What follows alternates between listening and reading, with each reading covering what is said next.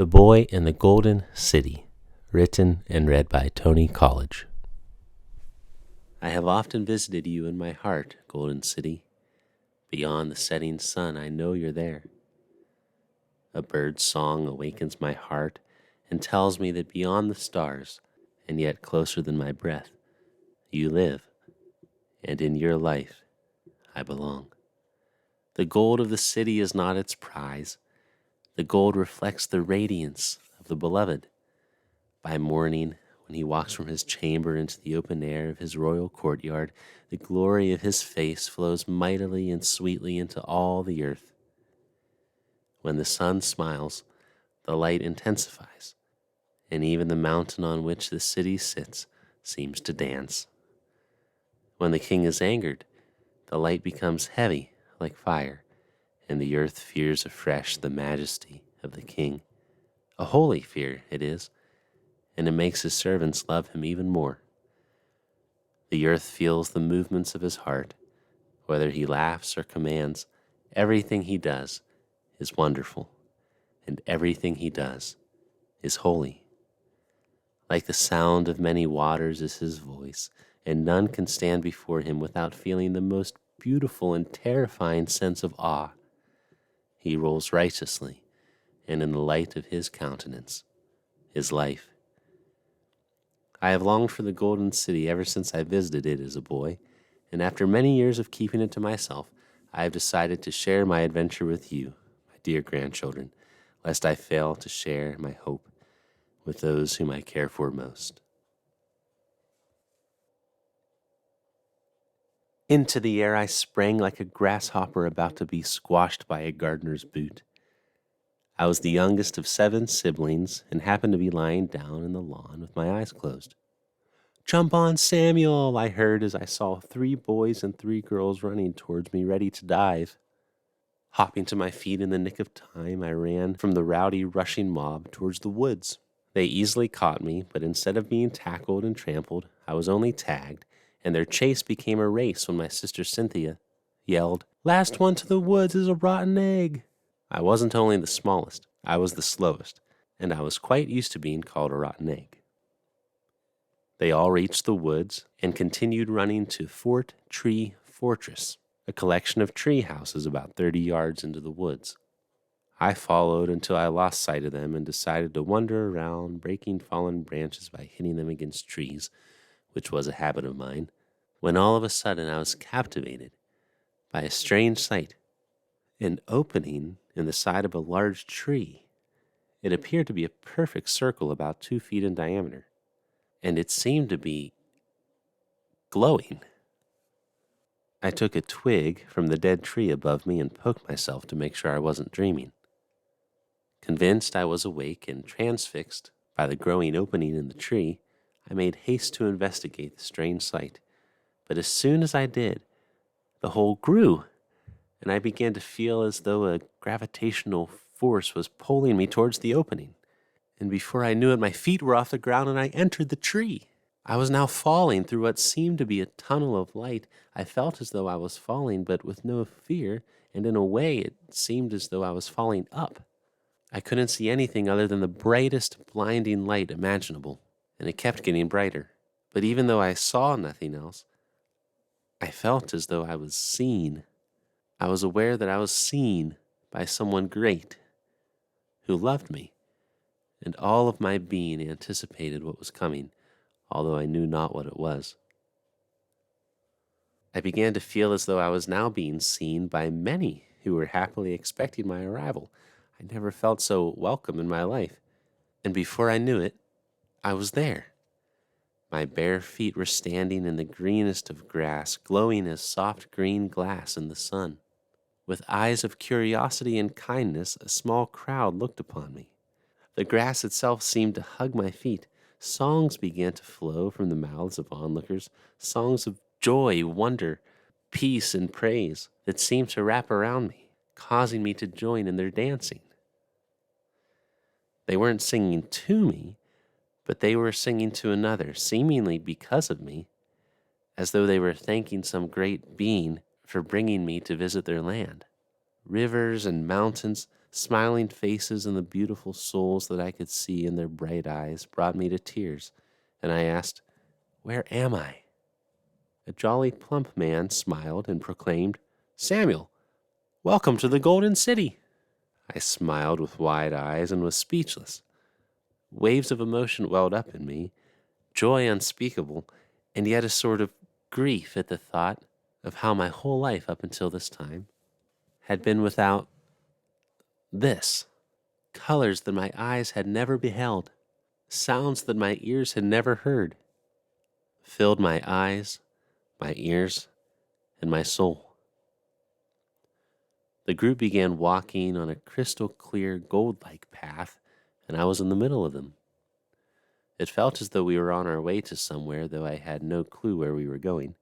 Before I could ask, a young woman said to me, "The king awaits you." I said, "A king?" "Ah, yes, Samuel. He is why you're here." Stately, yet at ease, was the posture of our procession to the king's palace. Some of the ladies in our company would hum or whistle, and the birds from nearby trees would fly to their music as though it was a substance rising into the air. The birds would catch the tones and carry them back to their nests, echoing the sweet melodies perfectly. A river ran by the crystal path. Fish of many colors jumped out of the water as though to say hello to us. As we walked, I began to wonder, why does the king want to see me? The jolly plump man, as though he knew my thoughts, said, "Don't worry, son, fear not." His words pierced my soul and freed my mind to again focus on the beauty surrounding me and the palace, which I was now starting to see in the distance. Oh, the sight, colors and craftsmanship unlike anything I'd ever seen, a radiance that seemed not to reflect off of the palace from the sun, but light that seemed to be coming from inside of the palace itself. Glorious in splendor is the dwelling of the king. Flowers of unimaginable beauty adorned the path, and each one of them seemed to smile at us. Lift up your eyes and look to the skies. Behold the realm of the King. He does all things well. His wonders we will tell. Let all creation sing. As my new companions sang their song, my eyes were opened to see hosts of angelic beings in the clouds, radiant, beautiful with the splendor of fire. They appeared to be absorbed with attention to their master's voice, ever ready to hear and swiftly obey the words of their loving Lord. Their voices, oh, the octaves lower and higher than I've ever heard or imagined. Suddenly, the doors of the palace began to open, and the songs of the king's servants turned to a sweet silence as they bowed their faces low to the ground. With my face to the ground, I felt what seemed to be waves of light flowing over me. I knew the king was in sight. And as though an unspoken cue was given, all stood to attention. I saw the king. I cannot express with words the awe, the love, the fear, the grace I felt in that moment. Everything within me was shaken. Depths of my heart's waters were stirred up that I didn't even know existed. And not everything that came to the surface was good. As I beheld the king and his perfection, I saw a glimpse of how imperfect I was. Part of me wanted to serve the king, to submit my insignificant self to his wonderful will. But part of me resisted, and it was no small part. The love in his eyes beckoned me not only to believe that he loved me, but to forsake my hatred. His righteousness beckoned me not only to honor him, but to imitate him. His authority beckoned me not only to acknowledge his majesty, but to submit to it. And in that moment, I was aware of no one else. When his eyes met mine, my heart was pierced, my soul was laid bare, and every conception that I had of my own goodness was stripped from me. I was beholding embodied goodness, and I was not him. The resisting of my heart rose to a crescendo. "No," I yelled as I closed my eyes and wished to go home. Wake up," I told myself. The king drew near. "Samuel," he said with a smile, "you are welcome in my realm. I would love to share a meal with you this evening." I trusted him more than I've ever trusted anyone, but part of me didn't want to be around him. I felt as though he saw through me. "No, no, wake up," I said to myself as I closed my eyes. With kindness in his eyes, he said, "Samuel Benjamin, you are more awake than you ever have been. If you wish to escape reality by going back to sleep, you may. But a time will come for all when hiding is no longer an option." I said nothing, but in my heart I decided to leave. I don't know how I ended up back in the tunnel of light, but I found myself there, gracefully falling, expecting any minute to exit the familiar tree and place my still bare feet on the common grass of normal earth. While falling, I became aware of the same sensation that I felt in the tunnel on my way to the king's realm. I was seen by someone great who loved me, and this time I knew it was the king. Even after I treated him like that, I thought. And before I knew it, my bare feet were planted on the grassy ground of the worldly world. The glowing hole in the tree was shrinking and shutting, and without thinking, I leaped towards the tree as tears welled up in my eyes, and I was back in the tunnel of light.